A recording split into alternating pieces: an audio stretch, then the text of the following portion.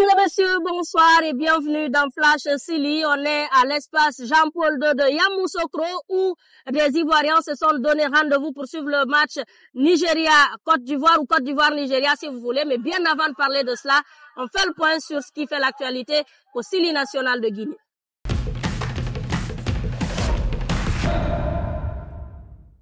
Le Silly a tenu sa dernière séance d'entraînement ce soir avant de rencontrer la Gambie. Mamadou Alpha Diallo était à cette dernière séance d'entraînement. On fait le point avec lui. Effectivement, Kadiatou Korka, le Silly national, était ce jeudi soir au lycée scientifique de Yamoussoukro pour effectuer sa dernière séance d'entraînement avant le match de ce vendredi. Un Silly au complet, puisque tous les joueurs qui ont manqué le match contre le Cameroun ont rejoint le groupe et se sont entraînés normalement. Amadou Diawara a purgé sa suspension pour cumul de cartons, alors que Serou Girassi et Abdoulaye Touré ont reçu le feu vert du staff médical. Ces trois joueurs cadres pourraient donc disputer le match de ce vendredi, tout comme Nabi Keïta qui avait été ménagé face au Cameroun.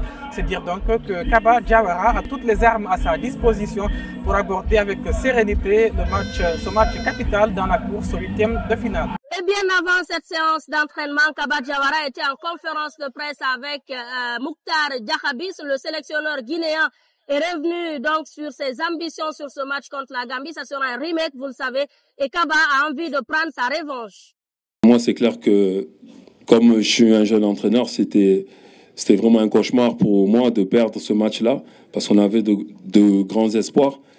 Mais après, il faut qu'on tourne la page. On est ici, on a 2 ans de plus, on a de l'expérience. Et nous, franchement, on a vraiment de la qualité maintenant. On a un effectif beaucoup plus conséquent, important. Donc, c'est à nous de se servir exactement de ce qui s'est passé il y a 2 ans pour nous motiver encore plus et de prendre vraiment la conscience et de savoir qu'en cas de succès demain, on éliminerait pratiquement la Gambie et nous, on serait pratiquement qualifiés aussi. Donc, moi, je vais plus axer la préparation dans ce match-là avec ça. Mais j'ai encore les images dans ma tête et c'est clair que j'aimerais bien revenir ici après le match et vous dire qu'on a 4 points. Ça veut dire qu'on aura réussi la mission. Kaba Diawara qui continue à rendre hommage au peuple de Guinée, un peuple qui a célébré d'ailleurs le nul contre le Cameroun. Kaba Diawara qui dit être conscient, bien entendu, de l'espoir que cette équipe suscite du côté du peuple de Guinée. On sait que le Silly national, il cristallise un petit peu les esprits et on connaît le rôle qu'on a. Et puis Mokhtar est là, on en parle souvent. On sait très bien ce qu'on a à faire. On sait qu'on est en mission. Et franchement, moi, le match de la Gambie, je vous dis, moi, je suis un jeune entraîneur, donc c'était ma première défaite très importante. Et je me suis même mis à l'esprit d'arrêter, quoi. Mais il fallait encore le faire. Et j'avais la certitude qu'on allait revenir avec un meilleur groupe, on l'a. Mais ça reste du football et il faut être là demain. Et je vous dis, il y a rien à calculer. Donc, en venant ici, on a pleinement conscience de ce que l'équipe représente comme espoir au pays. Donc, ça, on va le garder bien au cœur et on va tout mettre en œuvre demain pour aller prendre ces 3 points. Guinée et Gambie, ça sera des retrouvailles entre les 2 équipes qui s'étaient affrontées lors de la dernière édition, mais ça sera également des retrouvailles entre Kaba Diawara et Tom Sanfield. Les 2 se connaissent parfaitement bien puisque Kaba, lorsqu'il était joueur, à un moment donné, a été coaché par l'entraîneur gambien. Une belle histoire que Kaba Diawara a racontée en conférence de presse. Il y avait Belmadi, il y avait Pius Ndjifi aussi, et moi. Parce qu'à l'époque, on était 4 professionnels, donc on était 3 à parler français, et on s'est rapprochés. Donc après, j'ai suivi un petit peu son parcours. Il a pris des pays africains, et après, on va dire qu'il m'a fait un coup en nous battant il y a 2 ans. Donc, ok, on est amis jusqu'à ce que l'arbitre siffle, et puis ça, c'est la vérité. Il va défendre la Gambie, moi, je vais défendre mon pays, et après que le meilleur gagne. Donc voilà, on sait très bien que l'amitié, ça, voilà, après le match, on pourra toujours s'appeler, s'envoyer des messages, mais on sait le taf qu'il y a à faire, et croyez-moi, on a à cœur de véritablement prendre ces 3 points. Et bien sûr, vous l'avez entendu, l'amitié reprendra après donc ce match. Tom Saint-Filt qui a également parlé de ce match qui l'oppose à la Guinée. Tom qui n'a pas hésité à affirmer d'ailleurs qu'après la Gambie, la Guinée est officiellement l'équipe la plus faible de ce groupe C dans lequel bien sûr on est logé, mais le sélectionneur de l'équipe gambienne ne veut pas tomber dans la facilité.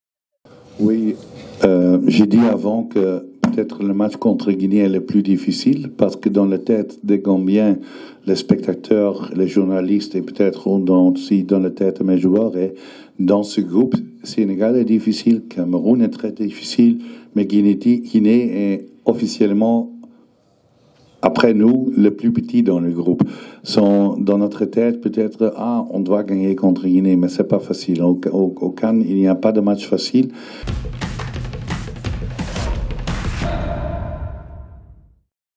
La deuxième journée donc du groupe C, en plus de Guinée-Gambie, il y aura également un grand choc qui va opposer le Cameroun au Sénégal. Le Cameroun qui a fait match nul alors que le Sénégal avait gagné donc sa première sortie. Aliou Cissé était également en conférence de presse. Aliou Cissé quand même dans un ton très décontracté qui a envoyé un message au peuple camerounais. Je vous invite à le suivre.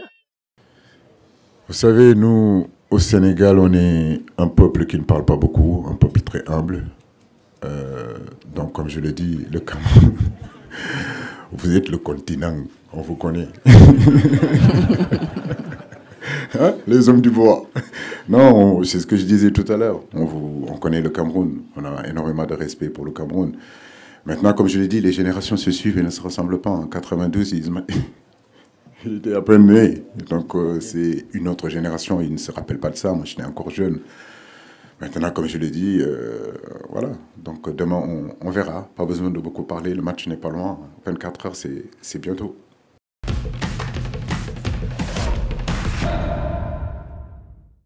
Fantime qui vous propose ce soir un film sur comment les citoyens de Yamoussoukro ont vécu ce choc entre leur pays et le Nigeria, la Côte d'Ivoire.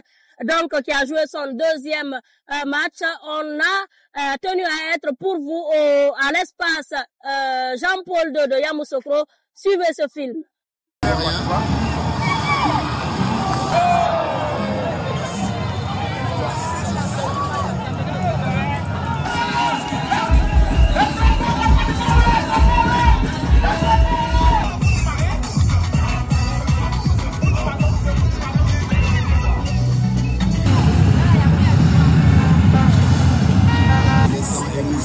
Laissant fatiguer les Ivoiriens, il n'y a pas de changement de rythme. 9 minutes, c'est fini.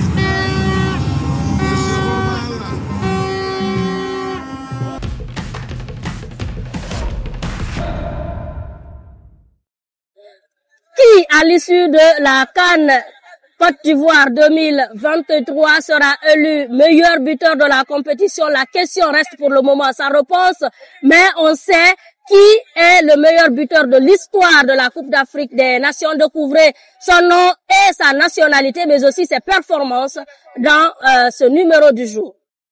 Si l'équipe la plus titrée de la CAN est l'Égypte, le joueur ayant marqué le plus de buts est camerounais et ce n'est autre que le grand Samuel Eto'o.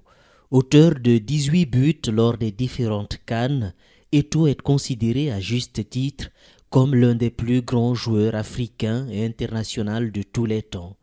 Double vainqueur de la CAN avec le Cameroun, le Lion indomptable a disputé 6 phases finales de CAN et de manière consécutive 2000, 2002, 2004, 2006, 2008 et 2010. Il a terminé meilleur buteur du tournoi à 2 reprises, en 2008 et 2010. Samuel Eto'o, 18 buts en 29 matchs, devance au classement des meilleurs buteurs la légende ivoirienne Laurent Pokou, 14 réalisations en seulement 12 matchs, et le Nigérian Rachidi Yekini, 13 buts et 20 matchs disputés. Clin d'œil à la Guinée, Pascal Feindouno est le meilleur buteur du Sili national à la CAN avec 8 réalisations en 13 matchs joués et 4 éditions disputées.